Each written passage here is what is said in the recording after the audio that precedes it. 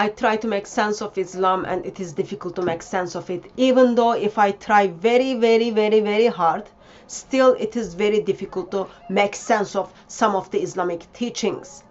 I don't need to bring it to how does it happen, but it doesn't make sense to me. Who cares with your little brain? Who are you with your little brain to try to understand this thing? Please help me out as I'm trying to understand Allah and his sperm bank. Yes, sperm bank. Yep, you got that correct. You heard that correct.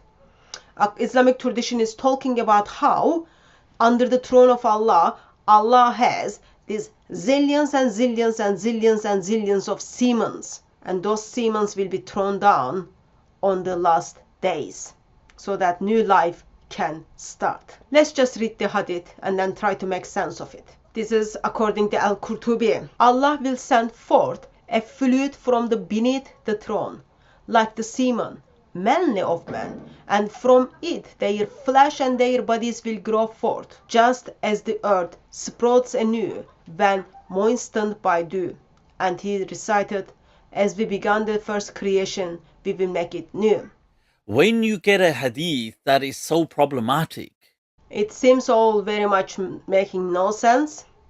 So let's bring our attention to the similar stories from the different source.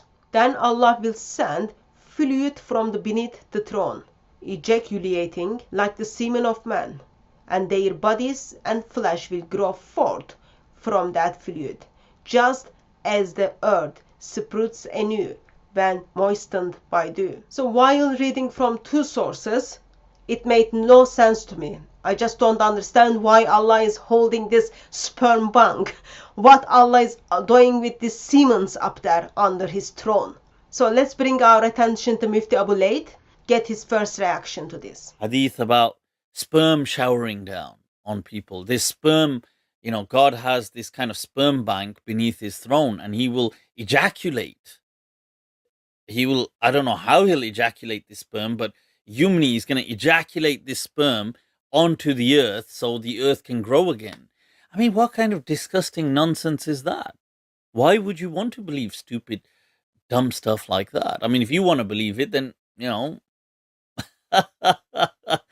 go for it, man. Knock yourself out, dumb stuff. And so, what do we do when things are not making sense to us?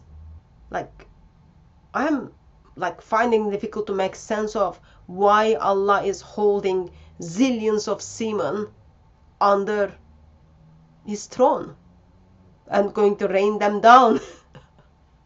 So let's get Mufti Abu Layth's take on this. How does he handle the hadiths which are identified as problematic or nonsense and not rational? Then Allah will now I have to translate this, so brace yourselves, people. Allah will send, there's a fluid from beneath the arsh which will ejaculate like the sperm of men.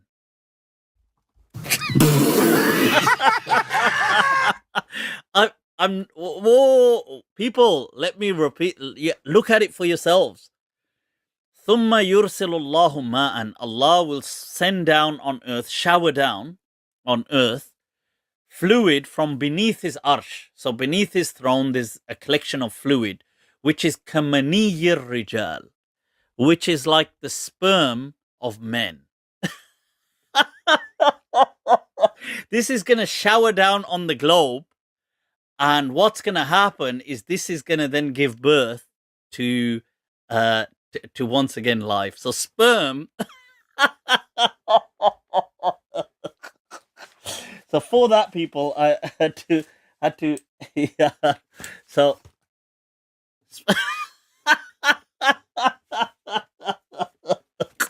oh yaar ye blizzard, huh yaar ye kya ho raha hai yaar? What's this? What kind of games are? It's good that Mufti is finding this funny. Just in caution, I don't think when the sperms were showering down from the throne of Allah, umbrella is going to help.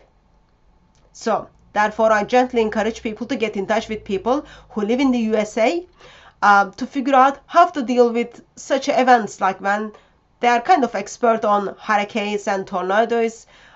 Get some information. Umbrella is not going to save anyone when the sperms of Allah is dropping down.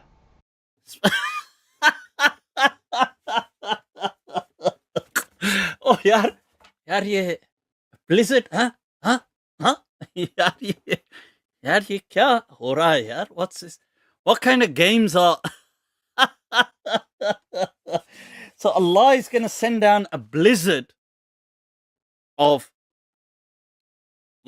sperm-like, sorry, man sperm-like fluid. So this, and for some reason, this sperm bank is under the throne of God. I mean, that's what this actually is saying. Look, and it mentions Yumni, that it will come down as it will be ejaculated down onto.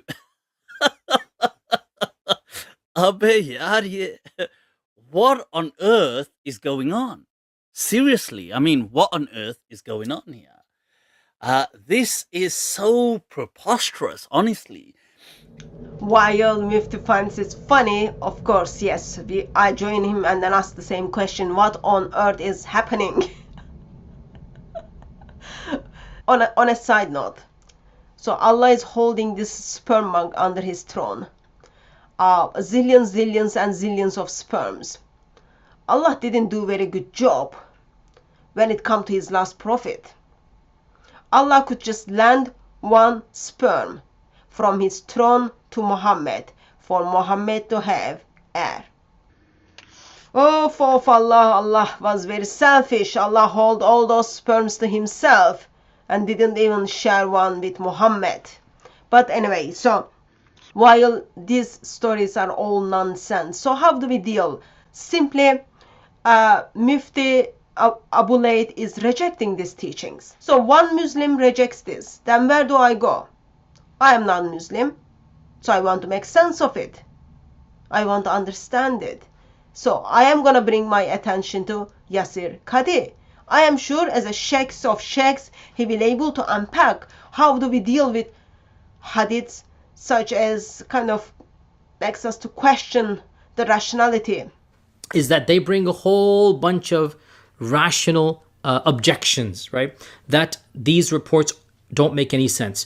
The notion of rejecting mutawatir ahadith simply because it is not rational, right? Books, they're willing to challenge notions based upon rationalistic arguments. Khalas, that's Allah's sharia. And the fact that the Prophet ﷺ said so is in fact a shari'i justification. While Yasir Qadhi is identifying that yes, those stories are not logical, but even though they are not logical, we cannot still reject them. Why? Because Muhammad said it, it is justified. Allah said it, therefore it is justified. You cannot reject something because of your rationality. When you use your brain, when your brain cells start moving and start thinking, Yasir Qadhi is saying, don't do that when it comes to Islam. When it comes to the hadiths which challenging your way of thinking, all you've got to do is don't think about them. Allah said it, Muhammad justified it, khalas, it's done deal. It is done deal, you can't do anything about it. So then what do? I'm still trying to make sense of it. Mufti Abu Layth tells me, well, these are damn nonsense problematic teachings. Yasir Qadhi says, well, don't use your rationality, do not use your logic. From Mufti to Sheikh, it's a bit confusing, so where do I go? Well, I can turn my attention to get the answer from Muslim missionaries, defenders of Islam, missionaries who are inviting people into Islam. What do they say when the teachings of Islam is nonsense, dumb, problematic, and doesn't make any sense? Why do we have to understand everything in the context where, why does it always have to be logical? Why does it have to be something where we're like, oh, explain it to me logically, or, I'm going to start doubting things. I have to understand this logically. Who do you think you are? The problem is this, taking the aql over the naql. That is exactly our problem, and we apply this into our day-to-day life. So what I get from Muslim missionary when I turn to them? Well, simply I got told off to simply questioning using my logic. So what is it? You do not use your akal. Don't use your rationality. Don't use your reasoning. You just take it because it has been said so. Not very much different from Yasir Qadi. Akal versus nakal. Nakal overrides the akal. It doesn't have to be logical at all. After listening all this, I can still confirm that it doesn't make any sense to me. These teachings are nonsense. Really, really nonsense. It makes no sense that Allah has sperm bank. It makes no sense that from the throne of Allah, those semens are gonna rain down. As I said, umbrella is not going to help anyone. Muslims, keep away from Islam. See how nonsensical teachings of Islam. It doesn't make any sense. It doesn't make any sense. These teachings are problematic, dangerous. You don't even know whom you need to follow. But all you are told is, well, you need to make a choice between your reasoning, your logic, versus you just need to believe. Blind faith. Oh, dear Muslims, walk away from these teachings and then rescue yourself when the tornado or hurricanes of these sperms are falling down from throne of Allah. Protect yourself and put yourself under the wings of Lord Jesus Christ. God warns us. My people are destroyed because of their lack of knowledge. God of Bible says, come, let's reason together.